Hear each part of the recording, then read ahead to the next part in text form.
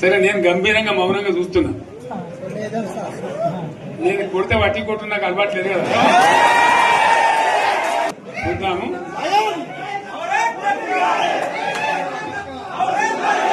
నాకు కానీ అన్నట్టుగా నేను చూస్తా ఉన్నా. కానీ మనోళ్ళందరూ కూడా ప్రతిపాదిస్తున్న ఏంటంటే, ఒక సంవత్సరం జరిగిపోయింది, సంగమేశ్వర ఆన్నే పన్నది, బసవేశ్వర ఆన్నే పన్నది, పాలమూరు ఉత్పత్తుల పథకం ఆన్నే పన్నది, కాళేశ్వరం అట్లనే పెడుతున్నారు. ఇవన్నీ అన్యాయాలని కాబట్టి ఫిబ్రవరి నెలాఖరులో ఒక పెద్ద బహిరంగ సభ పెట్టాలి, మీరు కథ చూడాలి అని జరుగుతూ ఉంది. కాబట్టి మీరు కూడా పెద్ద ఎత్తున దయచేసి ఆ సభకు కదిలి రావాలి. కథ దూరమే ఉండదు. ఆ రకంగా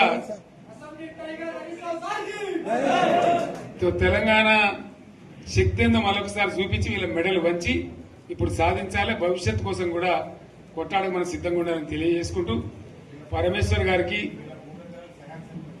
అంతటి లోకమంతరం ఇది.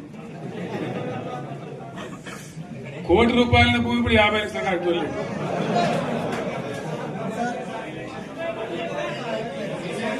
ఈ ఒక్కని బాధ ఒక ఆయన వచ్చింది, మన ఒక ఆయన ఒక 10 మంది వచ్చారు హైదరాబాద్కి. అందులోకి 2 ముస్లిం సోదరులు వచ్చారు. साहब सो तवा हो गया, इफलासी मुफलासी बच्चों क्या दबे होगा, तुम्हारा क्या हुआ बहन, तुम्हारा क्या हुआ, तुम हैदराबाद में तुम लोग हैं, मेरा कारोबार है साहब, मेरा छोटा मोटा कारोबार है, होटल भी है, 70% गिर गया है। हर कोई पूछ रहे, हर कोई केसीआर को याद कर रहा है सामान. వాళ్ళు మాట్లాడుతున్నారు. ఎక్కడ ప్రతి ఒక్కరు భూముల ధరలు పోయినాయి, మందు పోయినాయి, మసాలా అన్ని పోయినాయి. ఇంత మంచిగా 4 ఎకరాల రైతు నేను 4 కోట్ల ఆశాగా అనుకుంటుండే. అంత ధీమా ఉంది. ఎంత బాగుంటే హైదరాబాద్ నుంచి అడిగితే కూడా వచ్చి మనం ఇయ్యకపోదాం భూములు, డిమాండ్ పెరగానని. అంత బ్రహ్మాండంగా మారుమూల ప్రాంతంలో కూడా 40 లక్షలు 50 లక్షలు ఎకరానికి ఉండే. అటువంటిది సగానికి సగం పడిపోయి మొత్తం నాశనం చేశారు. వీళ్ళు ఇట్లే వదిలిపెడితే ఇంకింత నాశనం అవుతుంది. కాబట్టి మనం కొట్లాడాల్సిందే. నేను ఇంకొక మాట మీకు చెప్తా. ఎలక్షన్లలో నేను మస్తుగా చూసిన 50 ఏళ్లలో పార్టీలు గెలితే ఓడతాయి. ఇంత మాయలు ఏడాది లోపలనే కాంగ్రెస్ పార్టీ దొరికితే కొడతాం రానంత గొప్పగా.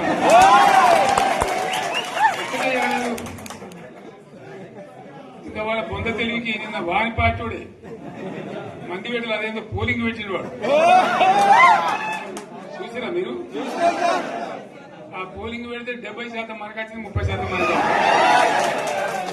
వాడు పెట్టింది, మనం పెట్టింది కాదు. 75 ఇది పరిస్థితి. అదే నేను ఏమంటున్నా అంటే, ఫామ్ హౌస్ అంటే ఏముంటది, వారి ఉంటది, మాకు ఉంటది, అలా ఉంటది.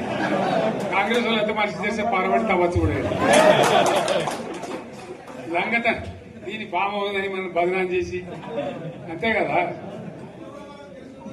నేను ఏమంటున్నా అంటే, అన్ని మప్పులు వీడిపోయినట్టు ప్రజలకు అన్ని తెలిసిపోతున్నాయి. మంచి ఏంది, చెడ్డ ఏంది, ఏం జరిగింది అన్ని ఇంకా ఘోరమైతుందని చెప్తున్నా. వీళ్ళ తెలియదక్కతనానికి ఏమైంది? నిన్న మొన్న రిపోర్ట్ వచ్చింది. Comptroller and auditor general of India అని కాగ్ అంటారు దాన్ని. కాగ్ రిపోర్ట్ వచ్చింది. పోయిన సంవత్సరం మన గవర్నమెంట్ లో వచ్చిన ఆదాయం కంటే 13,000 కోట్ల రూపాయల ఆదాయం తగ్గిపోయింది. ఇంకా మార్చి పోయే వరకల్లా ఇంకో 3-4 కోట్ల అవుతుంది. అంటే 15,000 కోట్ల ఆదాయం పోతుంది. మన గవర్నమెంట్ ఉన్నప్పుడు ప్రతి ఏడాది 15,000 కోట్లు పెంచుకుంటూ పోయినండి. చెప్పేసుకుంటూ పోయింది.